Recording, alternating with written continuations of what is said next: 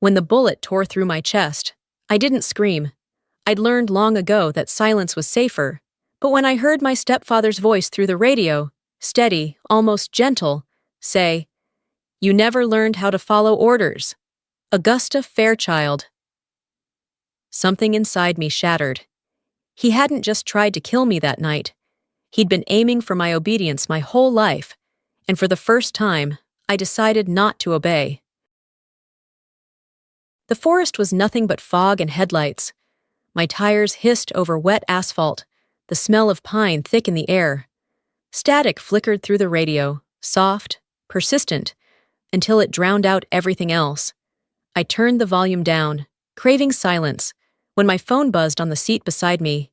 Evan Marks. For a second, I thought I was hallucinating. That name hadn't crossed my screen in 20 years. My hand hesitated before answering, pulse hammering in my throat. "It's been a long time, Gus," he said, his voice low and calm. "You still drive alone at night?" I gripped the wheel harder, my knuckles white. "What do you want, Evan?" He chuckled softly, the sound scraping against old memories. "Just wanted to know if my little soldier still remembers how to follow orders." The words hit harder than the cold air seeping through the cracked window. Before I could hang up, a thin red beam swept across my steering wheel, steady, unblinking. Then came the gunshot. Glass exploded. The world tilted. Metal screamed as my car spun off the road, plunging into the ditch below. My shoulder burned, something hot and sharp tearing through flesh. Smoke filled the cabin, gasoline, blood. The radio crackled again, whispering back the only thing I could manage to say before everything went black. "This wasn't random," I breathed, tasting iron. "He sent someone." And then there was nothing, only silence, and the faint echo of his voice, reminding me that monsters don't always stay buried in childhood. I still dream about that house on the hill, where everything had to stay in perfect order. After my father's funeral, Evan Marks arrived in his pressed uniform and promised my mother, "You'll never have to worry again. I'll make this home disciplined." He turned the house into a barracks. 6A, Mom. The whistle. 7, breakfast in silence. 8, inspection. Once, I left a book on the table. He slammed it shut so hard the plates rattled. "Orders first, learning later," my mother whispered. "He means well, Gus." But her hands were shaking. When I asked about my father, Evan said flatly, "There's no room for ghosts in my command." From then on, I learned not to ask. At night, I wrote 3 words in a notebook I hid under my pillow. "I will leave." Years later, I learned he used my father's insurance money to start Mark's Tactical Solutions, calling it a tribute. One night, he made me stand at attention before my father's photo, then threw it to the floor. "A soldier doesn't mourn, she obeys." Blood ran from my nose. He smiled. That was the day fear learned my name. I wrote my mother every month after I left, but no letter ever came back. I thought she was angry. Years later, returning to the empty house, I found a stack of my own letters hidden under the floor, each sealed, each stamped, each marked in red ink. Selfish. I couldn't breathe. He hadn't just stolen my voice. He'd cut the line between us. My mother never stopped waiting, but Evan told her I wanted nothing to do with her. He didn't kill my father. He just made sure I lost both of them. When I walked out, the floor creaked beneath me, soft and hollow, like a heartbeat buried alive. He didn't erase my letters. He erased me. After 8 weeks, I returned to the base as if it were neutral ground, but the room smelled like memory. The auditorium lights washed over faces I'd known my whole career. Applause rose the moment the MC called his name. Evan stepped onto the stage in a gray suit, ribbon on his lapel, and the room treated him like salvation. "True discipline isn't about fear, it's about structure," he said, and the words landed like a sentence. I left before the standing ovation ended, the cheer hollow in my ears.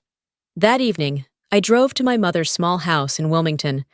A brass plaque by the door read Mark's Tactical Accounting. Her smile was thin, Her hands trembled over a teacup. "People trust him," she whispered, when I asked why he was still here.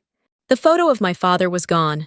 In its place hung Evan's uniformed portrait, with the stitched motto, "Discipline brings peace." I felt the room shrink. Later, an anonymous email arrived in my work inbox. "Welcome home, little soldier. Try not to dig too deep." The sender, unknown, Mark's Tactical, calm. It read like a warning. I realized the line between my past and my present had been braided by his reach. Into my mother, into the base, into the life I thought I'd built. I started pulling records in the dark archive, heart pounding so loud it drowned the hum of the servers. There it was, a transfer dated June 2nd, $9,800. Training support fee, routed from my mother's account to a shell linked to Mark's Tactical. The beneficiary name cut through me. Clint Barker, Retin Sniper. The date matched the week before I was shot. My mother's eyes filled with the old, practiced fear when I showed her the printout. "He said it was for equipment," she murmured. "Please don't make him angry."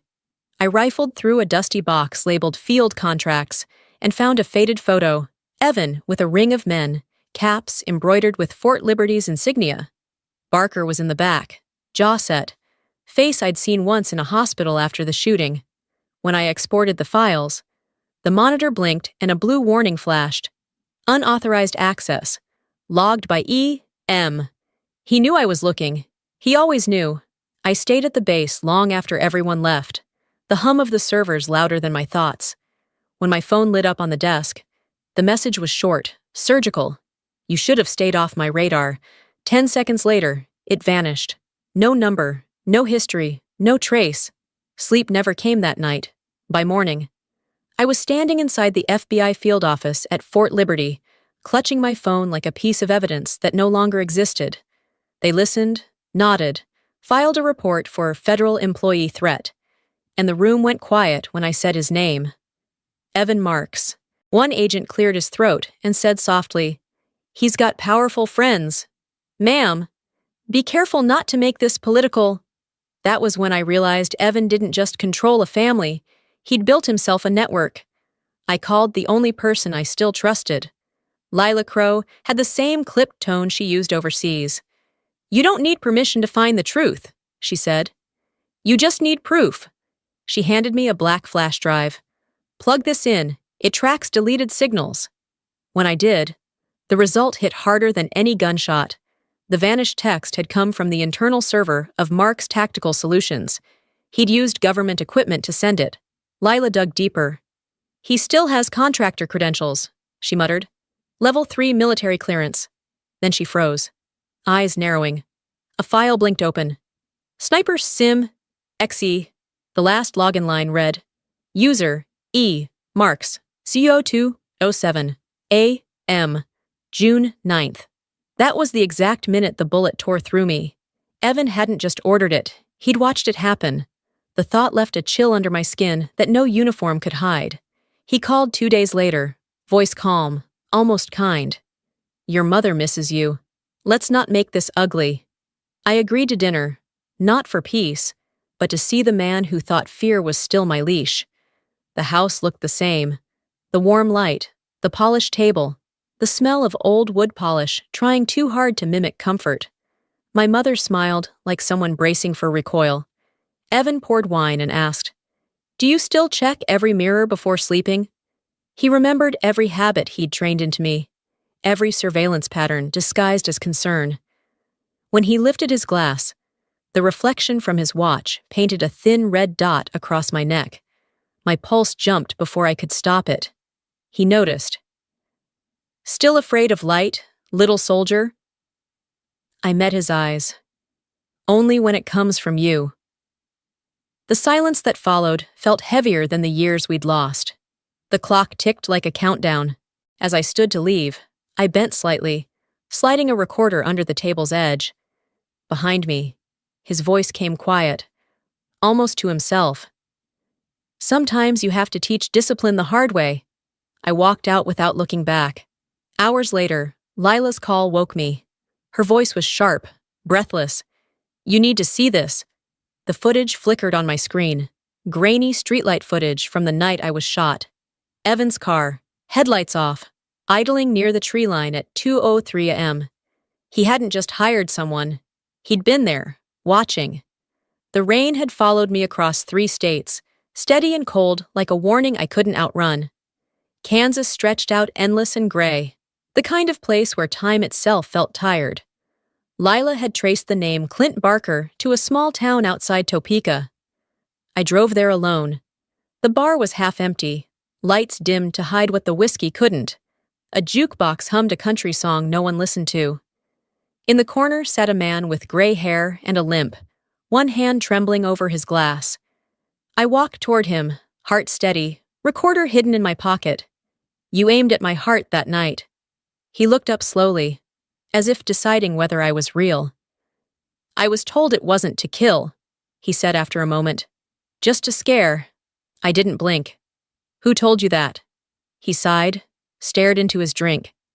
He said, she needs to remember who's in charge. So I aimed high. And if I had died? Barker's jaw tightened. He said it'd be your fault for not learning discipline. The words hit harder than I expected, because once I believed the same lie. I left a photograph on the bar before I turned to go, my father in his flight suit, smiling at a world that hadn't broken yet. Barker stared at it for a long time. Your father fought for freedom, he murmured. I fought for orders. Maybe that's why men like Marx win. When I reached the door, his voice stopped me. He tossed me a small memory card, his hand shaking. Dash cam. Recorded the handoff. Do what you need to. Shane, outside. The rain came down harder, washing the dust from my shoes, but not the weight from my chest. In the motel room later, I watched the footage. Evan passing Barker a stack of bills, his voice clear even through the static. Just close enough to make her remember discipline. The timestamp burned into the corner of the screen. 02:08 a.m. June 9th. The exact minute the bullet tore through me. He hadn't tried to kill me. He'd tried to finish his lesson. He thought fear was discipline. He never learned that courage is silence that refuses to obey. 3 weeks later, the ballroom at the Carolina Veterans Conference Center glowed gold and immaculate, a cathedral of polished glass and good intentions. Banners read Mentor of the Year, honoring excellence in leadership. Evan Marx's name shimmered on every program, his photograph grinning from each digital display. I stood at the back of the room, a dark silhouette against the glittering crowd. The air smelled of champagne, starch, and self-congratulation. Men in medals shook hands, their wives whispered over dessert. No one saw the tremor running beneath my stillness. Beside me, Lila adjusted the comms earpiece under her hair. Foster waited 2 rows ahead, arms folded, jaw tight. We'd rehearsed this a dozen times, but nothing could steady the weight of what was about to happen. The lights dimmed. The host's voice rang out, proud and rehearsed. Tonight, we honor a man who has redefined mentorship, service, and the American spirit, Mr. Evan Marx. Applause erupted like gunfire. Evan took the stage with practiced grace, every step controlled, every smile calculated. He paused before the microphone, scanning the crowd as if basking in his own creation. Leadership isn't about control, he began, voice rich and steady. It's about family. A polite murmur of approval followed. I moved slowly down the aisle, hands loose at my sides. He continued, preaching the same sermon he'd always used to hide his cruelty. Because family, he said, smiling, teaches discipline through love. That was my cue. The giant screen behind him flickered, light shifting from gold to gray. For a split second, the audience thought it was part of the presentation, until the image sharpened. A parking lot. Headlights cutting through the dark. 2 men standing near a car. Evan's voice came through the speakers, cold and unmistakable. Just close enough to make her remember discipline. The room fell silent. The applause died mid-motion. Evan turned, his expression cracking as the footage played again. The envelope of cash visible in his hand, the date stamp glowing in the corner. June 9th, 0201 a.m.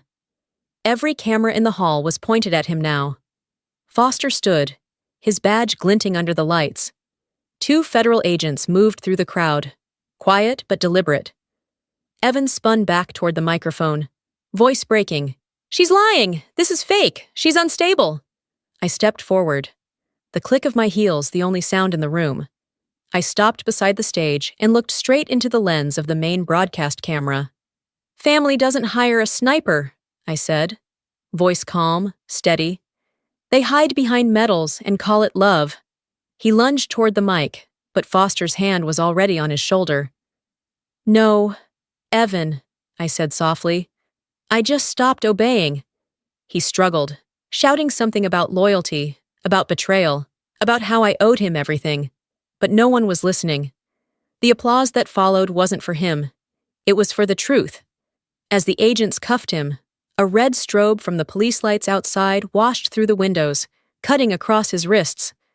For a second, it looked like the laser sight that had once marked my chest. Only now, it illuminated his. He tried to twist away from it, but there was nowhere left to hide. From the stage wings, I saw Lila glance at her laptop. Evan had tried to trigger a remote deletion, but she smiled, whispering into the comms. "All 3 backups confirmed. Broadcast servers, Pentagon archives, national press." The truth was everywhere. He couldn't erase it anymore. Outside, the rain began, tapping softly against the glass. Cameras flashed as Evan was led through the doors.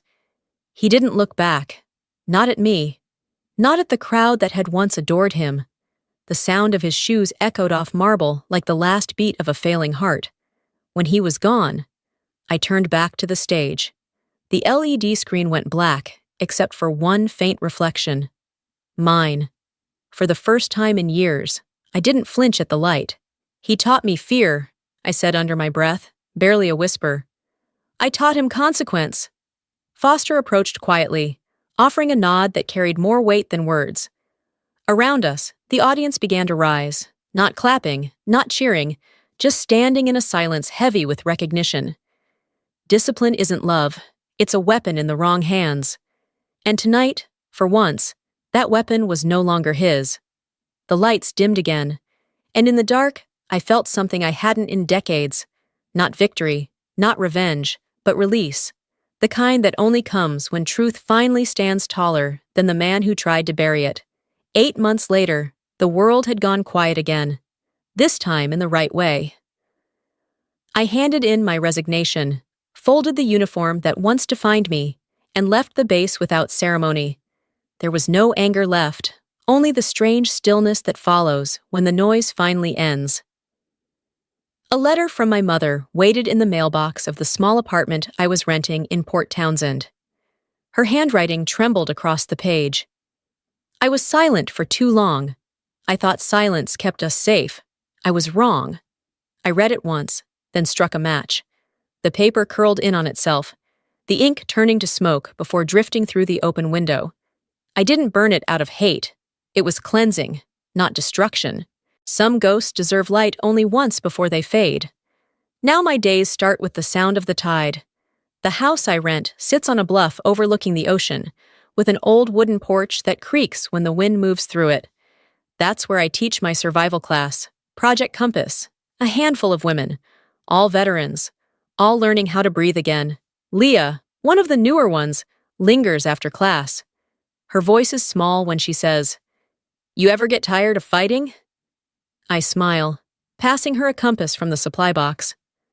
"I stopped fighting," I tell her. "I started teaching." She hesitates, then confesses that her ex-husband once tracked her car through a hidden GPS chip. I show her how to find it, how to remove it, how to make sure the signal never comes back. When she leaves the porch, she walks toward the shoreline without glancing behind her. I watch until the ocean swallows her silhouette. That's how I know she's healing. She doesn't need to look back anymore. The sky shifts into the color they call the blue hour, the moment between night and day, when everything feels both alive and weightless. The wind carries salt and laughter from the group still training below. For the first time, silence feels like company, not punishment. I touch the small scar under my collarbone, the faint reminder of where the bullet entered. The sun lifts over the horizon, and I open my journal, writing the only truth that still matters. At 2 a.m. that night, a bullet almost stopped my heart. Instead, it started it over.